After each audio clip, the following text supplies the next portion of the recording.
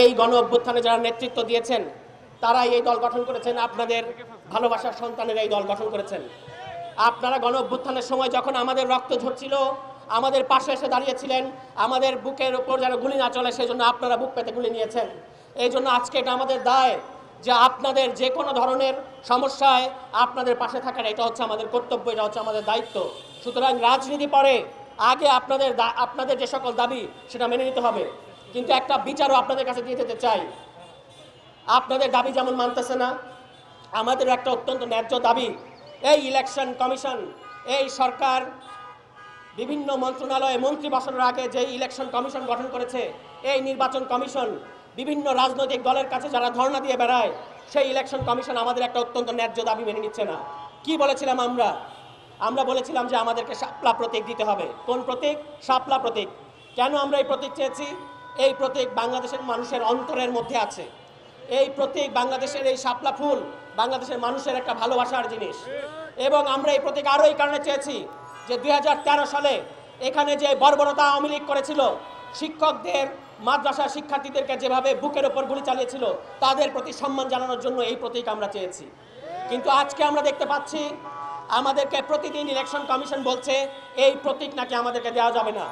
কেন দেওয়া যাবে না এই প্রশ্নে তারা একটা গুরুত্বপূর্ণ কথা, একটা কোনো যৌক্তিক কথা, একটা কোনো আইনি কথা আমাদেরকে বলতে পারছে না।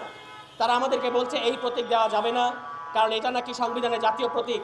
আমরা তখন বললাম যে এটা তো কোনোভাবেই জাতীয় প্রতীক না। কেন জাতীয় প্রতীক না সেটা আমরা তাদের কাছে হাজির করলাম।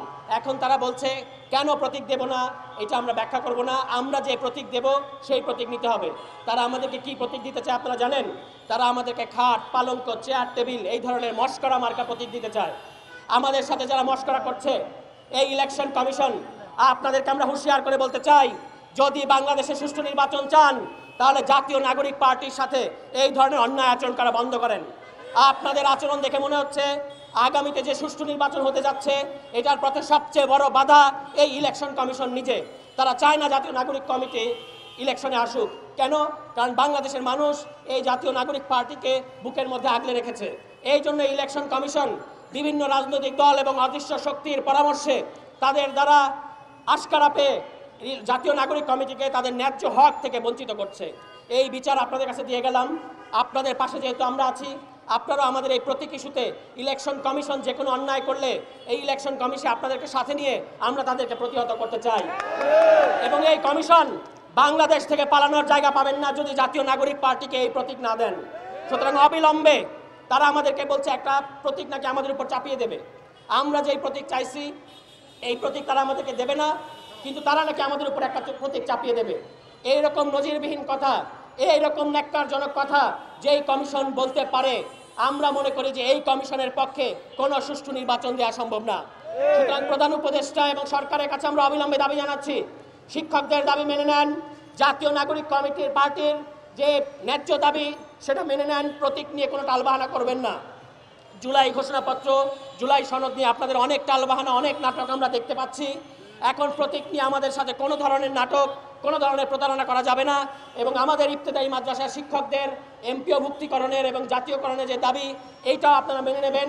এগুলো বাদ দিয়ে যদি শুধুমাত্র নির্বাচনের পথে বিভিন্ন রাজনৈতিক দলকে ক্ষমতায় নেওয়ার জন্য, আসন ভাগাভাগির জন্য আপনারা একটা নির্বাচন আয়োজন করতে চান, তাহলে বাংলাদেশের মানুষ কিন্তু আপনাদেরকে কাঠগড়ায় দাঁড় করাবে। যদি ইতিহাসের কাঠগড়ায় দাঁড়াতে না চান তাহলে আমাদের দাবি মেনে নিতে হবে।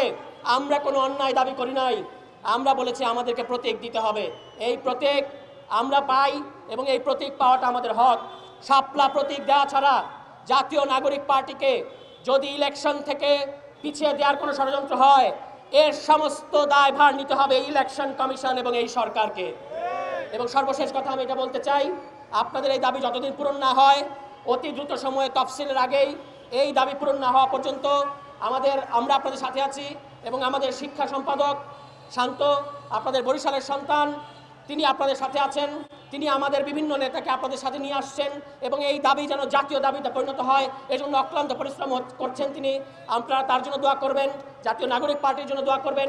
ইনশাল্লাহ আপনারা এবং আমরা যদি একসাথে থাকতে পারি তাহলে কোনো অপশক্তি আপনাদের ন্যায্য দাবি থেকে যেমন আপনাদেরকে বঞ্চিত করতে পারবে না, এনসিপিকেও শাপলা প্রতীক থেকে বঞ্চিত করতে পারবেন না।